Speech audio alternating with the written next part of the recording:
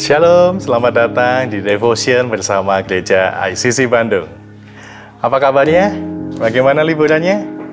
Mungkin ada yang lagi mudik, ada yang lagi ke Pangandaran, mungkin ada yang lagi ke Jepang, atau ke luar negeri yang lain ya. Atau mungkin ada yang di rumah aja ya. Berharap semuanya baik-baik, sehat-sehat, dan pastinya bersukacita selalu. Yuk kita mulai Devotion hari ini. Judul Devotion kali ini adalah Baru Sama Sekali. Ya, ayat kuncinya diambil dari Roma 12 ayat yang kedua. Bunyinya demikian. Janganlah kamu menjadi serupa dengan dunia ini. Tetapi berubahlah oleh pembaharuan budimu. Sehingga kamu dapat membedakan manakah kehendak Allah, apa yang baik, yang berkenan kepada Allah, dan yang sempurna. Ada kata kunci di sini, berubahlah. Ya. Di dalam versi firman Allah yang hidup, ditulis, jadilah sama sekali baru. Nah, kalau dibalik jadi, baru sama sekali. Atau sama sekali baru. Nah, ini kalau dibolak-balik, aman. Aman ini. Artinya sama, tidak merubah arti. Dan beda sama nama artis yang kemarin sempat viral, yang namanya kebolak-balik sampai netizen salah komen ya. Oke, lanjut. Yuk, berubah dari apa ya? Berubah dari keserupaan dengan dunia. Nah, emangnya keserupaan dengan dunia ini seperti apa sih? Ya, kita lihat dalam 1 Yohanes 2 ayat 16.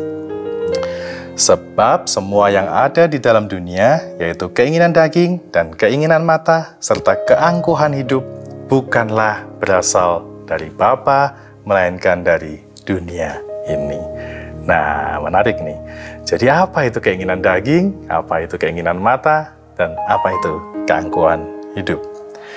Keinginan daging, apakah lagi ngomongin tentang makanan karnivora, wagyu steak, rendang gitu? Bukan ya, bukan. Bukan hanya itu, masih ada sate, masih ada paikut, masih ada pork ribs, makin jauh. Tunggu, balik. Apa kata Alkitab tentang keinginan daging? Galatia 5 ayat 9-21. Perbuatan daging telah nyata, yaitu percabulan, kecemaran, hawa nafsu. Nah, ini lagi kita bahas hawa nafsu. Penyembahan berhala, sihir, perseteruan, perselisihan, iri hati, amarah, kepentingan diri sendiri, percideraan, roh pemecah, kedengkian, kemabukan, pesta pora, dan sebagainya. Waduh, ternyata banyak banget ya dosa kita itu. Nih, dalam versi TSI, Terjemahan Sederhana Indonesia tahun 2021, ditulisnya gini. Perbuatan dosa ini, persinahan, percabulan, persetubuhan yang tidak wajar, mengikuti hawa nafsu, menyembah berhala, terlibat dalam ilmu sihir, ya, dukun, santet, dan yang teman-temannya, membenci orang lain, berkelahi, cemburu, mudah marah, mementingkan diri sendiri, menimbulkan perpecahan, mengikuti ajaran sesat, iri hati, membunuh, banyak, mabuk-mabukan, berpesta liar, dan semua dosa yang lain. Wah, ternyata banyak sekali ya. Di sini juga ditulis bahwa orang-orang yang terus melakukan hal-hal seperti itu tidak termasuk warga kerajaan Allah. Waduh, ya. Berikutnya tentang keinginan mata. Apa itu keinginan mata? Ya. Kejadian 3 ayat ke-6. Perempuan itu melihat bahwa buah itu baik untuk dimakan dan sedap kelihatannya. Lagi pula pohon itu menarik hati karena memberi pengertian. Lalu ia mengambil dari buahnya dan dimakannya. Dan diberikannya juga kepada suaminya yang bersama-sama dengan dia. Dan suaminya pun memakannya. Nah, mungkin ini asal-usulnya kenapa dalam bahasa Indonesia disebutnya hawa nafsu. Ya kan? Karena ternyata orang pertama yang jatuh di dalam pengendalian nafsu itu Hawa namanya. Jadi hawa nafsu. Mungkin kalau Adam yang jatuh duluan disebutnya Adam nafsu mungkin ya. Oke. Ya, kita tahu kelanjutan dari ayat Hawa makan buah terlarang ini. tidak bisa mengendalikan hasratnya, mengambil apa yang bukan menjadi bagiannya, dan melawan perintah Tuhan, ini menjadikan manusia jatuh ke dalam dosa, dan upah dosa adalah maut. Oke, berikutnya keangkuhan hidup. Dalam bahasa Yunani, keangkuhan hidup ditulis al-asonia. Dalam bahasa Inggris diartikan boastfulness. Nah, dalam bahasa Indonesia, arogan, meninggikan diri, membual, dan mengesampingkan Tuhan. Nah, ini. Ketika seseorang merasa bisa melakukan apa saja, kapan saja, kepada siapa saja, ingatlah bahwa sesungguhnya semua talenta yang kita punya, baik itu kepandaian, keahlian, kekayaan, dan lain sebagainya, itu adalah karunia Tuhan. Kalau seseorang itu pintar, cerdas gitu, ingat bahwa otak ini juga pemberian Tuhan. Sampai terakhir dicek di online shop yang warna hijau itu nggak ada yang jual, ya kan? Berikutnya, kalau ada orang yang fasih bicara gitu, kalau tiap kali perkataannya menginspirasi, membangun, menguatkan, dan lain sebagainya, ingat bahwa lidah ini juga pemberian Tuhan. Selama ini belum ada orang yang jualan spare part lidah gitu kan. Nah, kalau kita kaya akan harta gitu, ingat bahwa berkat Tuhan jugalah yang menjadikan kaya. Oke. Sebagai penutup, ada satu pertanyaan yang boleh dijawab nih. Pertanyaan gini, binatang apa yang tidak alkitabiah? Nah, mana nih, saya cari jawabannya kok gak kelihatan. Bercanda ya. Nah, binatang apa coba? Singa. Kalau singa ada dalam Alkitab. Daniel pernah masuk ke gua singa, ya kan? Raja Wali disebut dalam Alkitab. Keledai ada. Kuda ada. Semut yang kecil ada ditulis dalam Alkitab. Bahkan ular juga ada dalam Alkitab. Nah, yang nggak ada apa nih? Nah, ini nih. Ini nggak ada nih dalam Alkitab. Bebek gitu ya.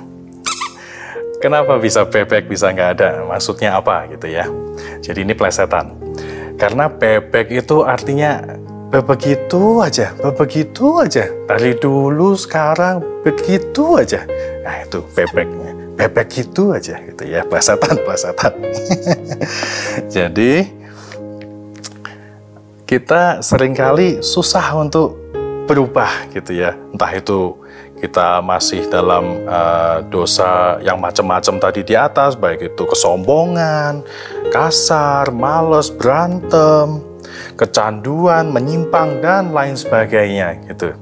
Dan biarlah hanya Tuhan saja yang tidak berubah gitu. Sama seperti lagu yang viral itu ya, Tuhan Yesus tidak berubah ya, itu ya. Biarlah Tuhan saja yang nggak berubah. Kenapa? Karena Tuhan itu udah di level sini, dia udah sempurna, udah terbaik gitu ya. Nggak perlu lagi berubah. Nah, kenapa kita manusia perlu berubah?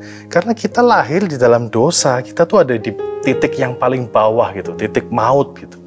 Kalau kita nggak berubah, maut akan menjemput kita gitu ya. Tapi kalau kita mau berubah, kita mau merespon, kita mau menjadi pribadi yang lebih baik, menjadi pribadi yang diperbaharui, menjadi pribadi yang baru sama sekali terus dan terus, ini kita makin lama bisa lepas dari keserupaan kita akan dunia ini dan menjadi semakin serupa dengan Kristus. Itulah kenapa kita perlu untuk berubah gitu ya.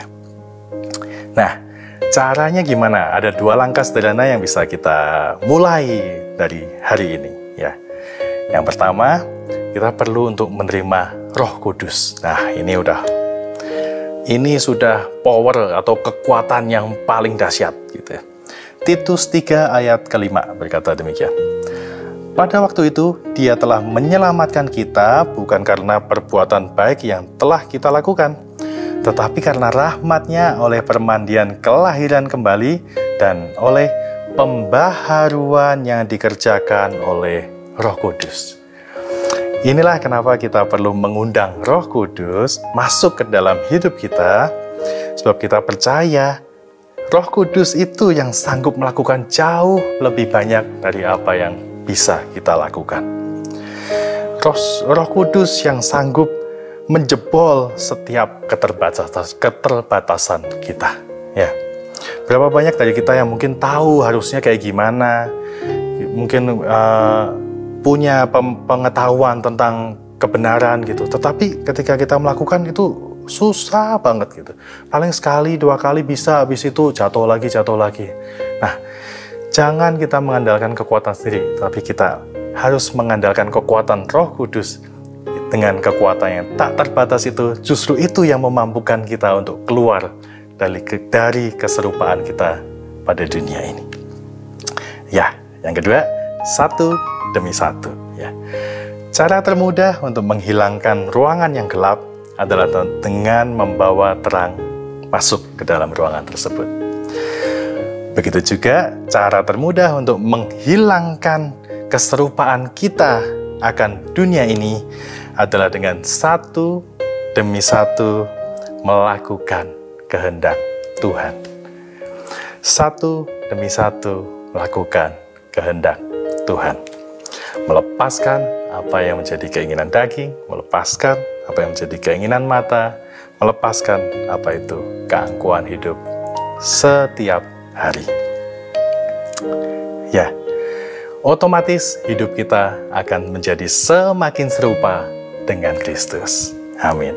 Yakobus 1 ayat 25. Tetapi barang siapa meneliti hukum yang sempurna, yaitu hukum yang memerdekakan orang, dan ia bertekun di dalamnya, jadi bukan hanya mendengar untuk melupakannya, tetapi sungguh-sungguh melakukannya, ia akan berbahagia oleh perbuatannya. Amin. Kesimpulan, kita tidak mau bebek gitu saja serupa dengan dunia ini, tetapi mari kita stop kedagingan kita, mari kita belajar mengendalikan pandangan kita, dan kita mau rendah hati untuk terus sadar bahwa semua yang baik itu datangnya daripada Tuhan saja. Kita juga mau mengandalkan Roh Kudus yang sanggup menolong dan mengingatkan akan kebenaran firman Tuhan dan memampukan kita satu demi satu melangkah melakukan kehendak Tuhan. Ada quote yang berkata demikian, Tuhan memang mengasihi kita apa adanya, tetapi Tuhan tidak mau membiarkan kita apa adanya.